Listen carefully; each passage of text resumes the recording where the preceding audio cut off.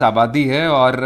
25 सीटें एसटी के लिए रिजर्व हैं। एक बड़ा इलाका दक्षिणी राजस्थान में आता है आदिवासियों का। सांसद राजकुमार रोत बनकर भी वहां से आए और उनकी पार्टी ने बड़ी पॉलिटिकल प्रेजेंस वहां दिखाई है। इस रैली में मांग अब ये भी उठ रही, पहले एक मांग थी, भील प्रदेश की पुरानी मांग एक तरह से उठती रही है, वो बहुत हल्की सुर्खियों में रही, लेकिन अब काफ़ी एम्बोल्डन हुई है मांग और अब उससे आगे निकलकर हिंदू धर्म पर आ गई। और दूसरी बात सबसे बड़ी आ गई, आरक्षण भी हमारा उस हिसाब से बढ़ाया जाना चाहिए। आपको कानूनी जानकार के तौर पर क्या लगता है, इस तरह की मांग जो प्रताप जी कह रहे थे कि सेपरेटिस्ट मेंटालिटी इस तरह को इशारा करते हैं, इस तरह की मांग, आपको क्या लगता है? क्योंकि राज्य तो पहले भी अलग बने और इस मांग में कितना फर्क आप देखते हैं? देखिए मनीष, पहली चीज़,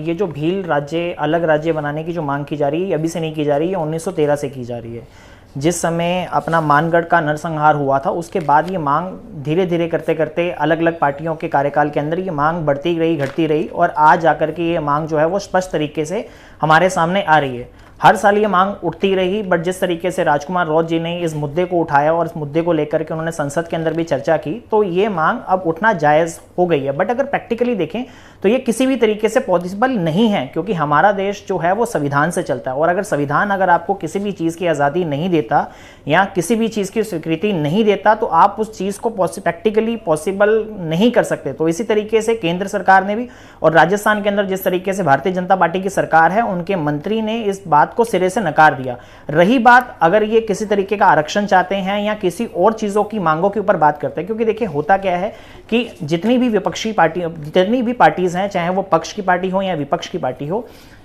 उन्होंने समय समय पर इनको सिर्फ एक वोट बैंक की तरह देखा। अगर आप देखें, जो भील समाज के लोग हैं वो शेड्यूल ट्राइब के अंदर आते हैं, जिनको हमारा 5th शेड्यूल जो है आर्टिकल 244 वो उसके अंदर ये गवर्न होते हैं। समय समय पर इनके लिए सरकार ने कानून बनाए, बट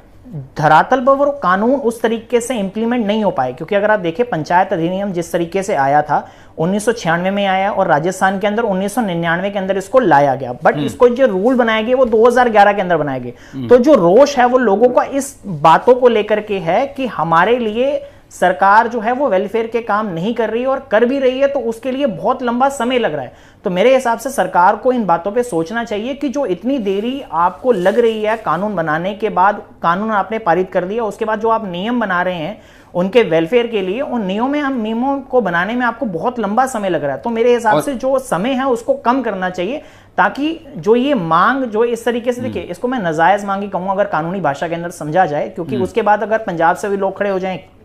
और जिस तरीके से झारखंड के अंदर सरना समाज के लोग हैं वो भी सरना कोड लागू करने की बात करते हैं, तो इस तरीके से अलग अलग लोग अलग अलग जगह से उठेंगे और बाप नहीं मांगे रखना शुरू कर देंगे। तो इस तरीके की मांगों को कानूनी जरिए से अगर देखा जाए तो इन मांगों को नहीं माना जा सकता। हाँ, बट आपकी अगर जो छोटी छोटी मांगे हैं जिन आप चाहते हो कि जितने भी आपके लोग हैं उनको एकत्रित किया जाए, उनको आरक्षण दिया जाए, तो हाँ, आरक्षण की मांग को लेकर के आप सरकार के सामने एक प्रस्ताव रख सकते हैं। फिर सरकार देखेगी कि अगर कानूनी दायरे के अंदर अगर वो सारी की सारी चीजें पॉसिबल हुई तो सरकार जरूर